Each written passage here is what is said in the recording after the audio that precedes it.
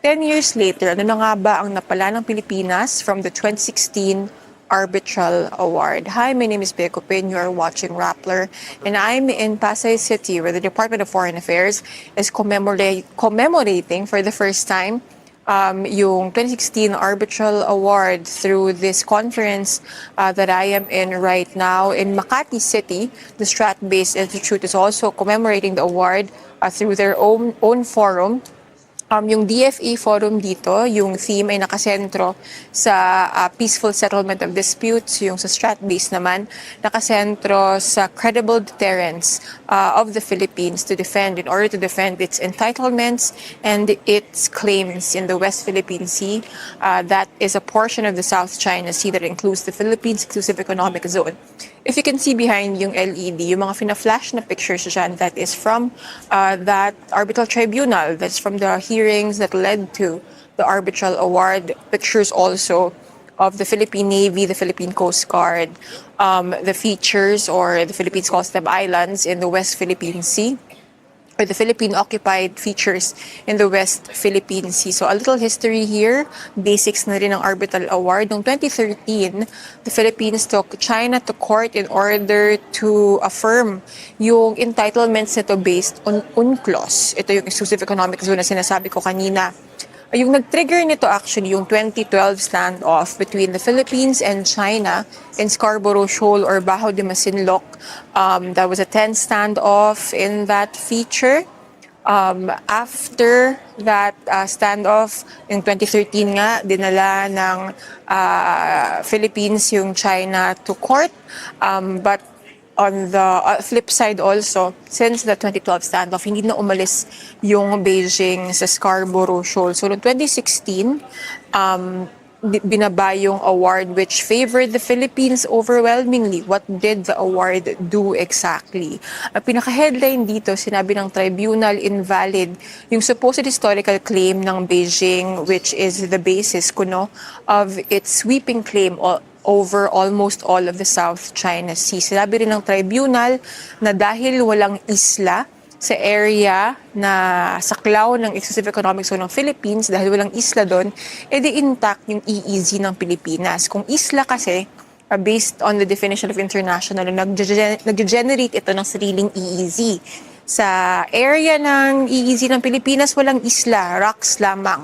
Yung mga rock or high tide elevations, 12 nautical mile zone lang ang nag-generate. So, butas man ito, or parang may area man ito na sa EEZ, hindi na disrupt yung tuloy-tuloy na 200 nautical mile economic zone ng Pilipinas. Sinabi rin ng tribunal or the tribunal found that yung rapid island development ng Beijing sa South China Sea ay nagdulot ng environmental damage. Sinabi rin ng tribunal, mali ang China sa pangharas nito ng mga Philippine ships, ng mga barko ng Coast Guard, barko ng Navy, at pinaka-jarring perhaps yung mga fishing vessels, mamaliliit na fishing vessels ng Filipino fisherfolk. Marami silang findings, but among them also is that yung Bajo de Masinloc, dahil siya ay high tide elevation at dahil hindi ito saklaw ng jurisdiction, sovereignty is not a matter that the tribunal can decide on. They couldn't decide on who has sovereignty over Bajo de Masinloc. However, they did decide that Bajo de Masinloc is the common fishing ground of Filipino, Chinese, and Vietnamese fisherfolk. Ibig sabihin, kahit sino pa man ang may sovereignty over Bajo de Masinloc, kung ma-determine man yon or kung ma-settle man yon. At currently kasi yung may control ng entry to Bajo de Masinloc or the Lagoon of Bajo de Masinloc is Beijing. Whoever maintains control or whoever has sovereignty over Bajo de Masinloc must allow these fisherfolk na artisanal lang naman access kasi traditional fishing ground nga ito. However, since 2012 nga, yung Beijing nang may control sa access ng Bajo de Masinloc at hindi basta-bastang nakaka-access yung mga Filipino fisherfolk dito, depriving them of the riches of Bajo de Masinloc, but also more critically as well, yung safety that the lagoon or yung looban ng Bajo de Masinloc offers Filipino fisherfolk. And perhaps that's the best segue to talk about the challenges that the Arbitral Award or the implementation or enforcement of the Arbitral Award is something that the Philippines still has to think about. So in 2016, when the Duterte government then decided to set aside the award in hopes of having better ties with Beijing, and even until now, in 2022, under the current administration of President Ferdinand Marcos Jr., and up until 2026, right? 4 years into the current administration, the challenge is still, paano ba ma-enforce ang award nito? Kasi wala naman pambansa or rather international police na makakakompel or makakapilit sa China to recognize the award. To this day, Beijing does not recognize the Arbitral Award. Ang claim nito from then until now ay invalid naman daw yung arbitral tribunal, sabi ng Pilipinas, sabi ng lahat, frankly, or maraming bansa na kaalyado ng Philippines, ay hindi totoo ito. Final and binding dapat yung arbitral award because China, after all, is a signatory to the United Nations Convention of the Law of the Sea or UNCLOS. Therefore, dapat yung desisyon ng tribunal which is constituted under UNCLOS ay sundin din dapat nila. Yung mga challenges na hinaharap ng Pilipinas in enforcing the arbitral award spans many different aspects, so defense, security, and even diplomacy. Ngayon, from the DFA perspective, right, President Marcos has said that he wants to reset ties with Beijing. What does that mean? Starting 2026, medyo na reinvigorate yung diplomatic discussions or discussions between the Philippines and China. Nagkaroon ng meeting in Cebu, nagkaroon ng mga several meetings since, from meetings within or to talk specifically about the South China Sea to just the normal or what used to be the normal political consultation between the two countries, nagpapatuloy yon or na-reignite yon since the beginning of 2026. At the same time, the Philippines is chair of the Association of Southeast Asian Nations. ASEAN and China hope to conclude a code of conduct in the South China Sea by the end of 2026. But if you talk to experts, they will say, medyo malabong mangyari yun. Kasi bukod sa on top of ASEAN, the struggles of making ASEAN, the 11 members of ASEAN agree to one code perhaps, dagdag mo pa dito yung Beijing. You have to convince Beijing as well to comply, to agree to a COC. Of course, yung stand ng Philippines, as with other countries in ASEAN, is that the COC should adhere to UNCLOS. If it adheres to UNCLOS, therefore, it also adheres to the 2016 Arbitral Award na again, nire-reject ng China. So, paano yun? Still, diplomats will tell you that talks are progressing, mas madalas na siya ngayon, and we'll see by the end of 2026 or the end of the chairmanship of the Philippines kung matatapos nga or makoconclude nga ang COC on the Code of Conduct on the South China Sea. Again, itong discussion dito sa DFA, yung emphasis ay nasa peaceful resolutions, right? Peaceful settlements. But you have to remember what preceded the arbitral award, what happened even during the deliberations for the award, for the hearings for the award or by the tribunal. And then even after the award was handed down, there have been a lot of instances of violence and tensions and aggressions, both in maritime spaces, but even beyond. So ano ba tong maritime incidents at yung mga non-maritime incidents na sinasabi ko? Sa maritime spaces, you have instances of water cannon use, pagbabangga, dangerous maneuvers, collisions. In the South China Sea, pinaka-dramatic between the Philippines and China would be in 2024 in June, during a resupply to Ayungin or Second Thomas Shoal. Lumapit yung China Coast Guard sa mga Philippine Navy na nakaangkla na or nakakabit na doon sa BRP Sierra Madre. As a result, na maim yung isang sundalo ng Pilipinas, naputol yung daliri, yung thumb, dahil nakakapit siya sa rib or rigid-hulled inflatable boat. Tapos binabangga sila ng China Coast Guard. Tapos noong 2025 in August, nagbanggaan ang dalawang Chinese vessels habang hinahabol nito ang isang Philippine Coast Guard ship. So isang China Coast Guard ship at isang Chinese Navy ship. So a lot of observers have been saying, because of all these close calls, yung mga collisions, it's a matter of luck na wala pang namamatay, wala pang nasasawi. Na kumbaga, yung result nung June 2024 na confrontation, for instance, it was a matter of luck. Buti na lang. At yun lang yung injury na natamo ng isang Filipino soldier. In the case of the Chinese collision between its two vessels, officially hindi kino-confirm ng China, but a lot of experts believe at least two people, two Chinese personnel died because of that collision. So just to emphasize on how tense, I mean, hindi lang siya about tension, no? Talagang delikado na may physical harm na pinag-uusapan when you talk about these tensions in the South China Sea. And talking about beyond the maritime tensions relative to the Philippines, so you talk about yung espionage operations. We reported on that earlier this year. Espionage efforts believed to have emanated from China on different agencies in the Philippines, the Navy, the Coast Guard, even the Department of National Defense, to extract information that could prove critical with respect to maritime operations in the West Philippine Sea. Meron din yung mga interference at disinformation operations that has been reported on extensively by a lot of Filipino journalists and researchers, again, believed to have emanated from Beijing. Of course, meron din yung political pressure na nilalagay or na ina-apply ng China on Manila recently or last month actually. Beijing announced sanctions against Defense Secretary Gilberto Chodoro Jr., who spoke at Stratbase actually. From that, nung June, nag-announce yung Beijing na sinasanction nila si Secretary Chodoro. The short of it is because of what he has been saying against China.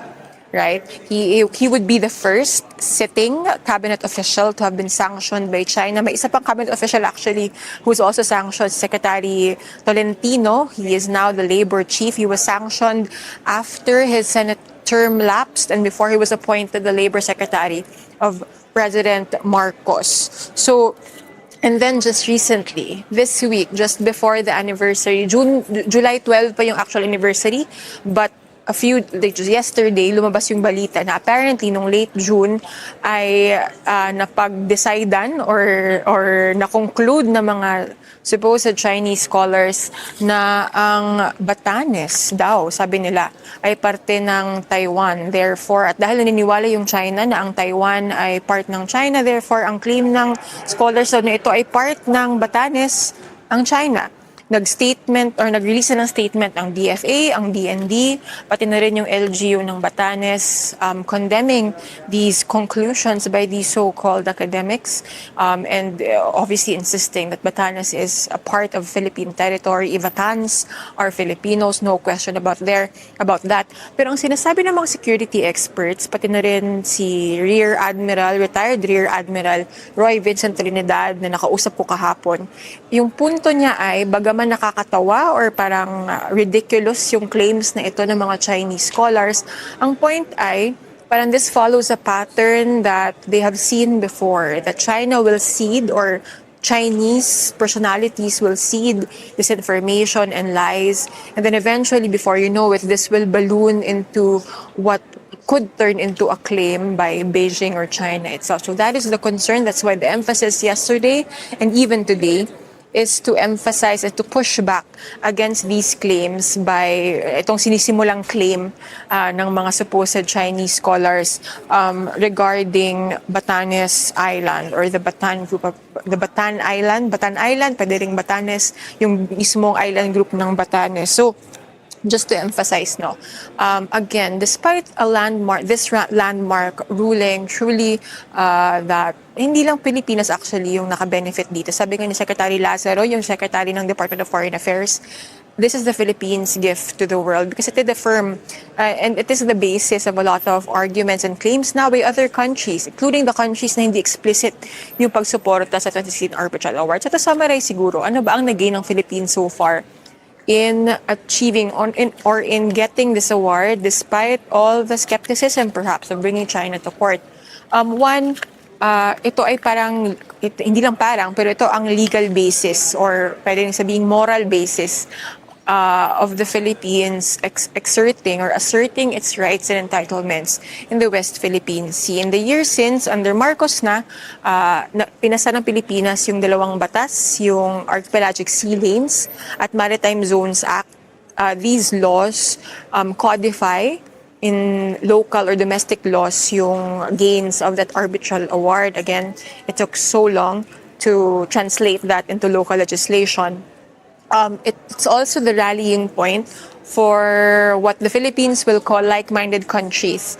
Of course, you have the Philippines' sole treaty ally, the United States, countries that it has had very, very deep relationships with, such as Japan and Australia.